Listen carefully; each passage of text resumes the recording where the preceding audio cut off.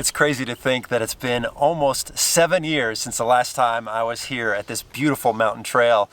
My son was 15 at the time in high school. I was still active duty military, and well, Regina wasn't really coming out with us. She was just letting us go off and do our things. A lot has changed over that period of time, and today in this video what I'm going to do is I'm going to share with you some things we've learned over the years, and we're going to go explore this trail again with a new set of eyes, some things that we missed along the way that we're going to share with you. And Regina said she's cooking something with bacon, so I'm super stoked about that, and we're going to give this trail a TrailRecon score. Stay tuned.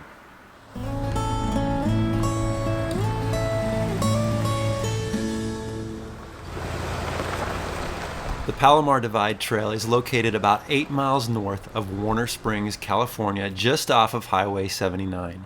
The trail is a little over 12 miles long, but we'll be extending the route by connecting with the High Point Trail, which will increase our total miles traveled to just over 25 miles today. There are a few connecting trails along the way, so you have the option of exploring as much or as little as your schedule allows. The way we are going today is a full day's trek. Palomar Divide travels through the Cleveland National Forest, and it's a good idea to check with the ranger station as this trail can be closed after a heavy rain or snowfall. This route is rated as easy, with a few small ruts and shelf roads that will require your attention from time to time. But if you're feeling a little more adventurous and want a little more challenge, then consider exploring some of the offshoot trails, and some will reward you with some more technical terrain.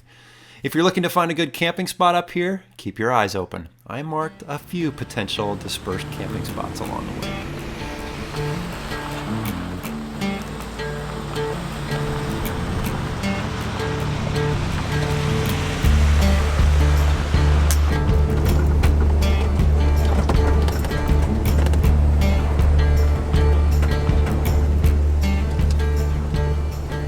So Jordan, before we came out here today, I rewatched the old video that we filmed almost 7 years ago when we first came here for the first time, and look, the video wasn't great. It was just all vehicles and music the whole time. We didn't talk on camera, but I remember how I felt that day. Do you remember how you felt? Yeah, it was like super exciting, like being 15 at the time. Like I thought this was like, it was such a cool thing. Like it was only our, like second or third time off-road? Yeah, it was our first time being out by ourselves with nobody else. And I remember feeling a little anxious about that. I was like, man, we're gonna be off the grid a little bit. Hopefully we're prepared. We're up on a mountain, and we had a great day and everything went perfect. And I think our confidence built from that, right? Yeah. You know, I think now, how do you feel on this trail today? It's just, you know, a dirt road, but I mean, it's still beautiful out here, but it's really, you're not really thinking a whole lot. You're just driving down it. And yeah, I mean, I think that's the thing is when you first start doing this, guys, there's gonna be a level of anxiety, and getting out here and exploring, understanding your vehicle, you know, just becoming more confident. Just like anything in life, the more you do it, the easier it gets. And now fast forward 7 years, and we don't even flinch about being out on a trail like this, and it allows us to enjoy it a little bit more and spend some time together. So it's been pretty cool how far we've come in 7 years, and I'm glad you're still doing this with me. Yeah, it's a lot of improvement over the past 7 years too.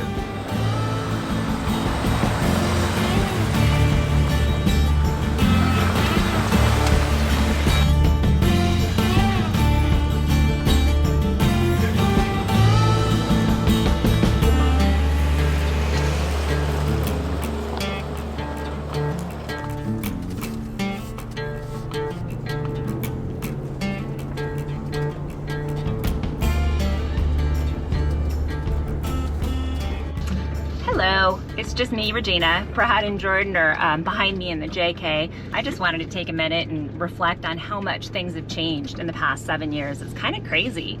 When Brad first bought his Jeep, I thought it was cool, but I hardly ever went out with him. For me, it was, you know, one, time for me to have by myself while the guys went out, but really, Brad had deployed a lot during his 26 years in the military, and I wanted them to have time to bond and catch up and kind of, I guess, not make up for all those moments that they missed, but create memories and just get that time together that they didn't have.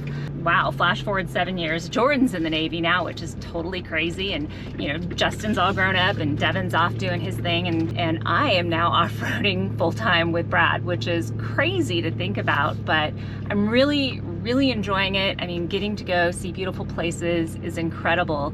life is amazing, and as long as you take the opportunity to adventure and to just go for it, who knows what can happen.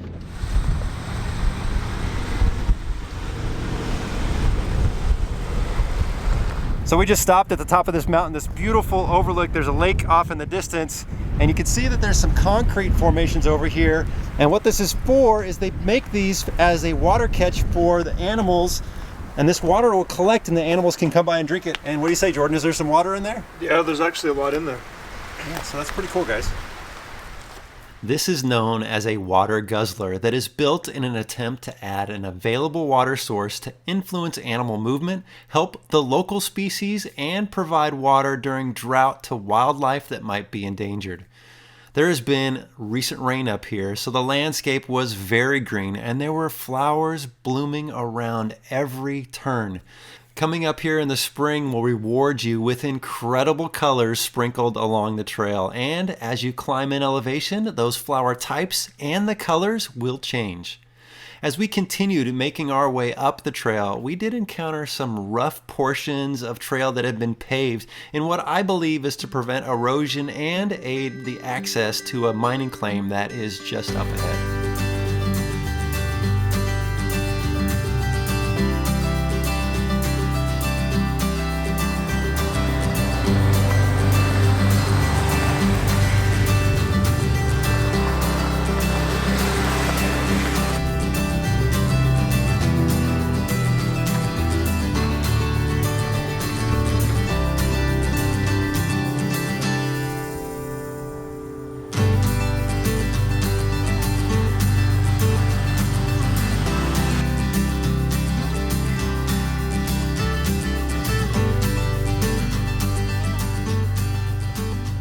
I don't remember all that pavement coming up here, but I think it's because there's still some active mining up here, and so they want to maintain that road. Now we are up here at the top where there is the start of a little trail that goes down to the Maple Lode mine, which was built in 1902, and they've mined all kinds of gems out of here. And so we're gonna walk down and just see what remains of it. It's kind of cool, but man, it's beautiful up here. You can see the lake and you can just see for miles and miles and miles.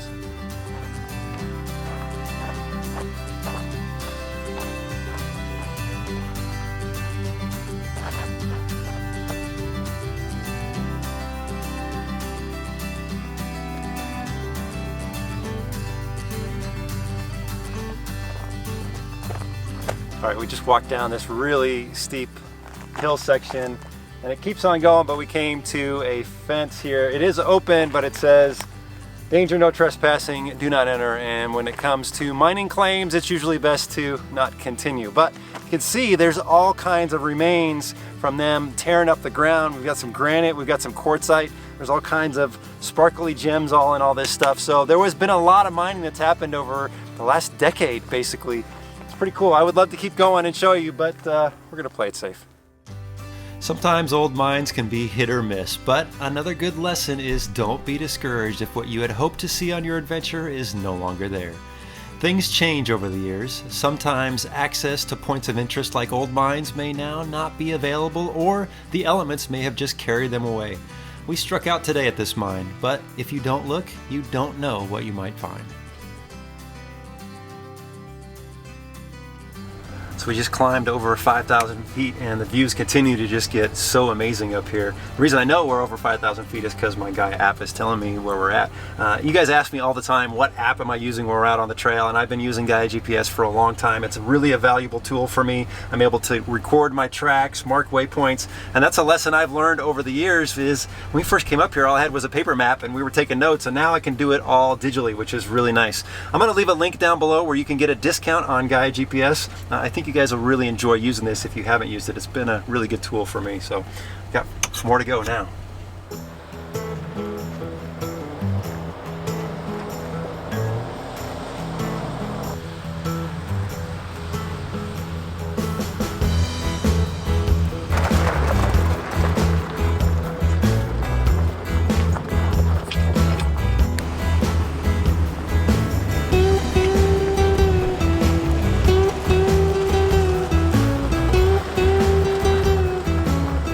So So we've come to a little fork in the road, and I just wanted to take a moment and share with you. So we are 7.6 miles in, and if you wanted to keep your day short, you can head down what's called Halfway Road, appropriately named, and that will take you back down to the 79. But our goal is to continue to see more of this beautiful view, and we're gonna keep on climbing the mountain a little bit more and go find a good spot for lunch.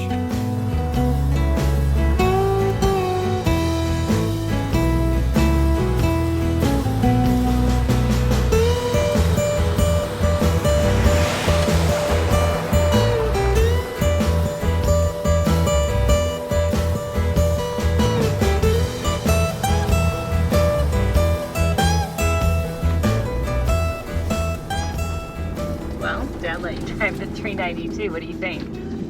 Probably the coolest Jeep that he's owned besides the JK. Why? You listen to the Magnaflow exhaust, thing sounds great. And it's probably one of the quickest cars that he's ever had. Is it really? Yeah. Even quicker than the Mustang? It's pretty close. Okay. I know the Mustang GT moved. It was quick, but so was this. Yeah, but this is on dirt trails and off-roading most of the time, so you don't really get a feel for it. You can still feel it and hear it. Oh, whoa. Hey, bro. And you also, yeah. It's a shelf road. There's stuff down there that, yeah. And we're going less than 10 miles an hour. Okay, I'm just saying. Safety first, my boy. Safety first. Yeah, thanks. I got it.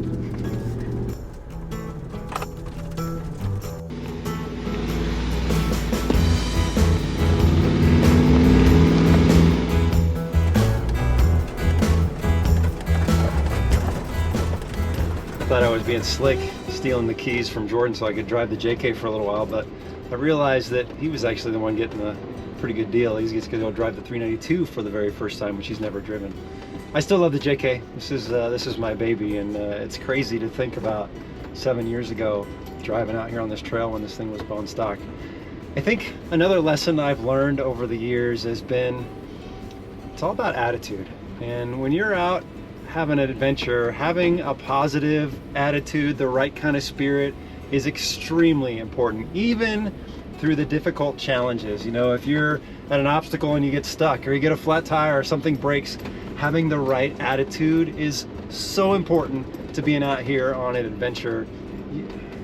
A bad attitude can just ruin everything that quickly, and so you just gotta keep yourself, you know, in check every once in a while. Like, all right, here's this obstacle, here's this stress, how I'm gonna deal with it, how am I gonna get through it. And over the years, I've just always found that enjoying the challenge, enjoying the obstacle, whatever it might be, has just made things so much better, not only for me and my personal well-being, but the people around me. And having a positive attitude in life, but especially out here on the trail, means a lot.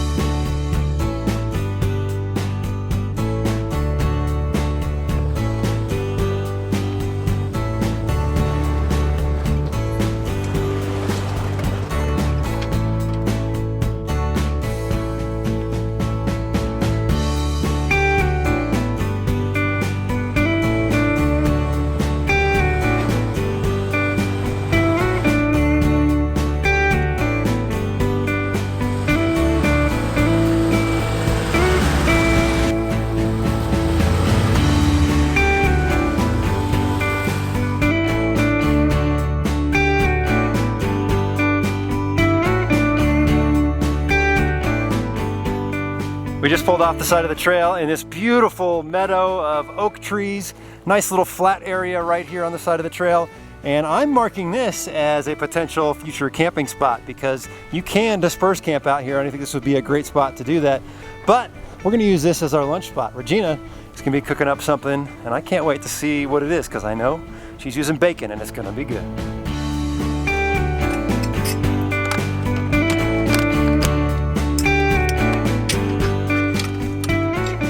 So, hon, you said something about bacon for lunch?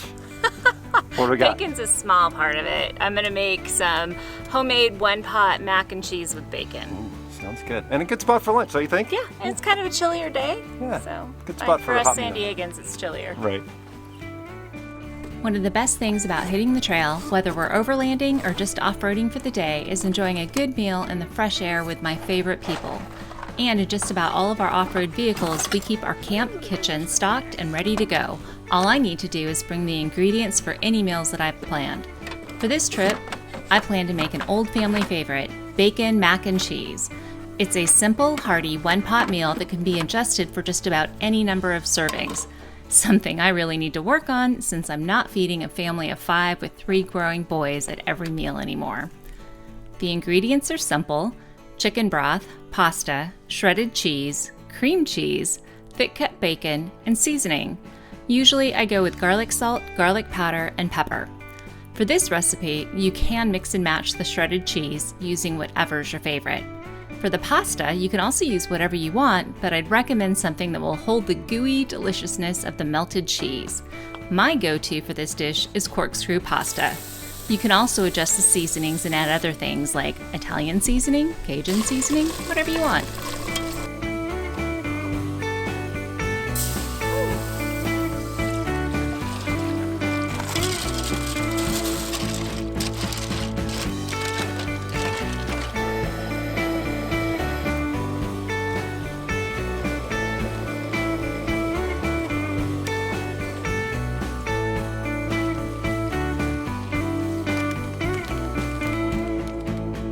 Oh yeah, lunch was fantastic, and I think we all went back for seconds. It was great to take the time to slow down, have a great meal, enjoy one another's company, and soak in our surroundings. We couldn't have asked for a better spot along this route to have stopped. But as much as we'd like to have stayed a bit longer, we did have several miles left to go.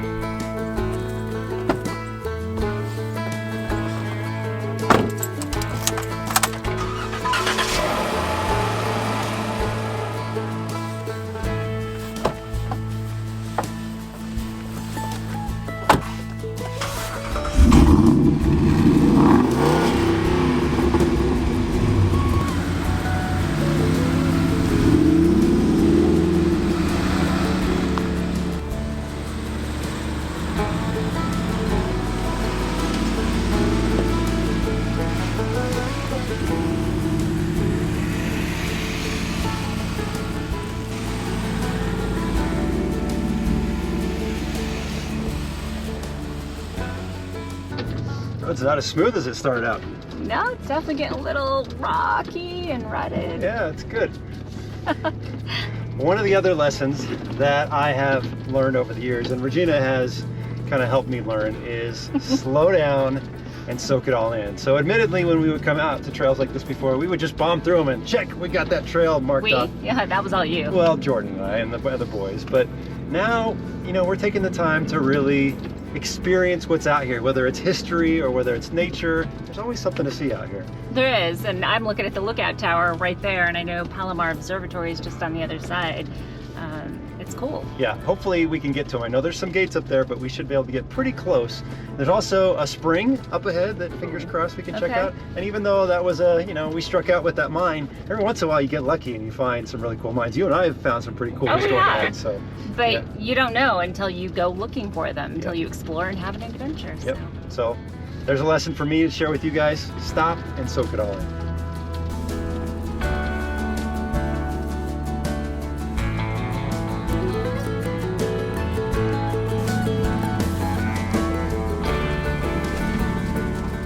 So another quick stop here on the trail. We just pulled right off to the side. There's a waypoint down here. It says there is a natural spring. It's called the Sourdough Spring. So we're gonna go see what's down there.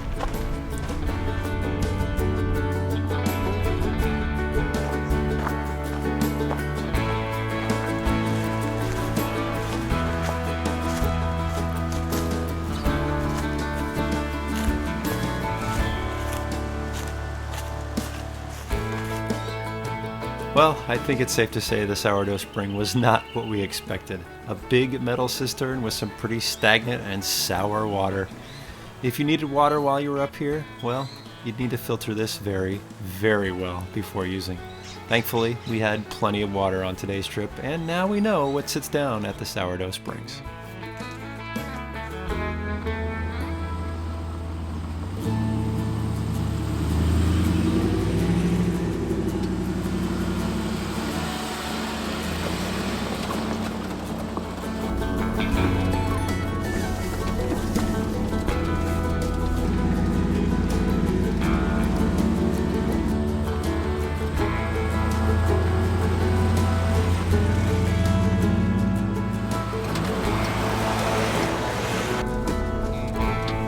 So something else that I've learned over the past 7 years is to challenge myself, to not be afraid to try new things or step out of my comfort zone. It's really easy to get stuck in a rut. I know I did. I was kind of like cruising on doing the mom thing and building my career.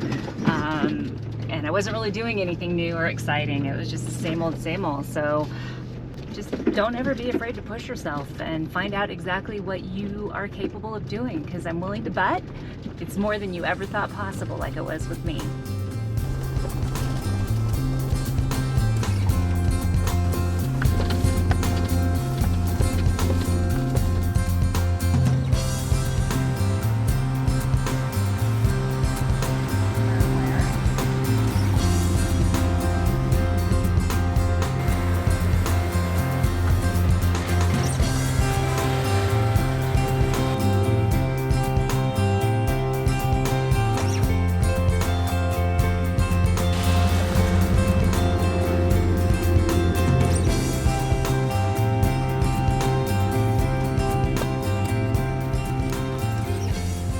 Well, we've made it all the way to the top of the Palomar Divide Trail, and the gate to the Palomar Observatory is closed, and I really expected that. It's not usually open. You need to get to the Palomar Observatory from the other side, but I was kind of hoping, fingers crossed, that we would be able to get up to the watchtower, but that gate is closed as well. But at the end of the day, it's a beautiful view up here. Now we're gonna backtrack just about a mile, and then we're gonna hit High Point Trail and start making our way down the mountain. It's been a beautiful drive.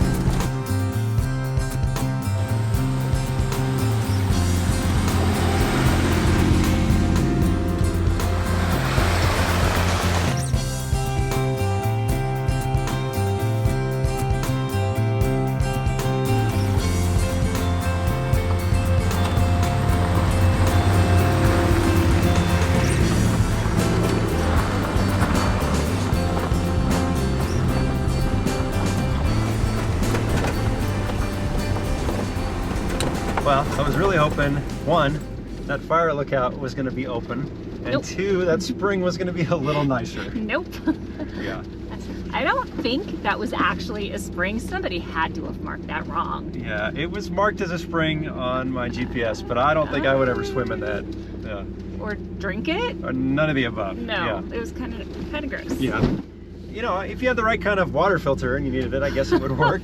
But is it actually a spring? Yeah, I don't know. I don't know. So one other lesson that I have learned over the years is you don't need a whole lot of gear to come out and do what we're doing today. No. I mean, look, I know I have a lot of gear, but I don't need it all. And when we started in the beginning, we had just the very basics. First aid kit, fire extinguisher, recovery gear, water. You don't need a lot of stuff. No, not at all. I mean, this is beautiful. The trail is not hard. Yeah, I mean, all we've good. had a great day together, Yeah. had lunch, seen some scenery. We didn't need a whole lot to do it, and we barely even need four-wheel drive, honestly. There's been a few ruts here and there, but you know, we Yeah. could probably do this entire road on two-wheel drive and have a blast doing it and making memories. Better than sitting on the couch watching Netflix. Yeah, I think the important thing is to just get out, just get outside, just throw your family in a car and go and have fun and see nature. And I mean, it's beautiful out here. Right. Not wait until you have all this massive gear to do it. Oh, Just go. not at all.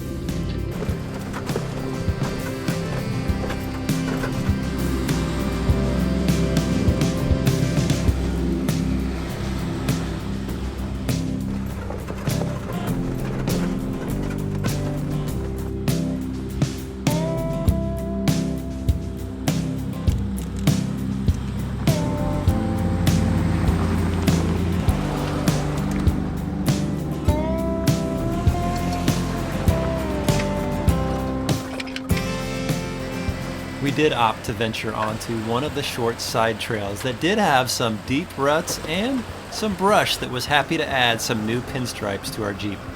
This was optional and not required if you just want to stay on the easy route.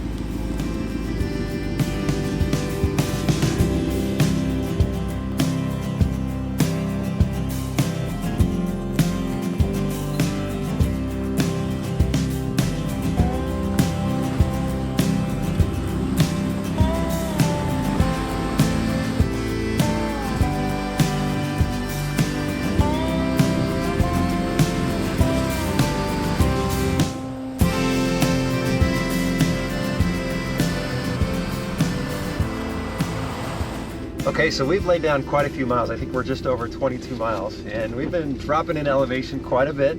And there are a couple times where it's gotten a little narrow. You doing okay over there? I'm all right. Okay. Yeah. You've been doing a great job driving today. Well, it's an easy road. It's just got some steep drop blocks next to A us. couple little ruts and stuff next to it. But we've been talking about the TrailRecon score, and I think we've come to a consensus.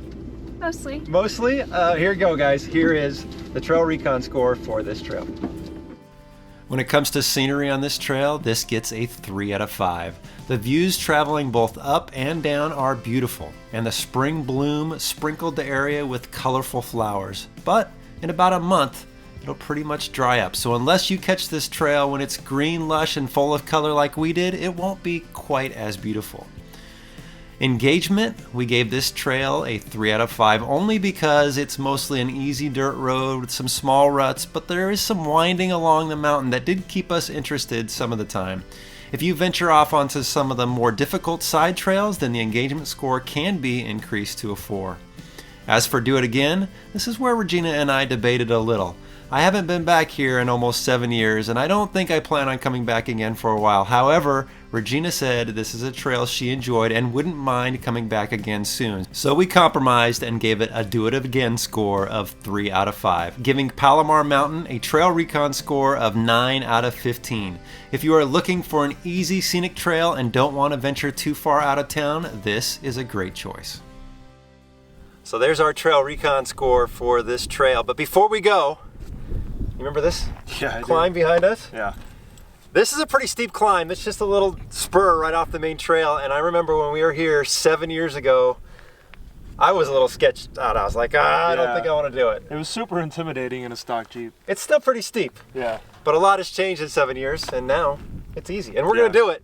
But I think that's the last lesson of this adventure, guys, is don't be afraid to push yourself just a little bit. Be safe and try some new things. Come out and have a great time. Thank you for joining us. We've had a blast out here today. Come out and check out this trail, and don't forget to visit us over at TrailRecon.com. Thanks for watching.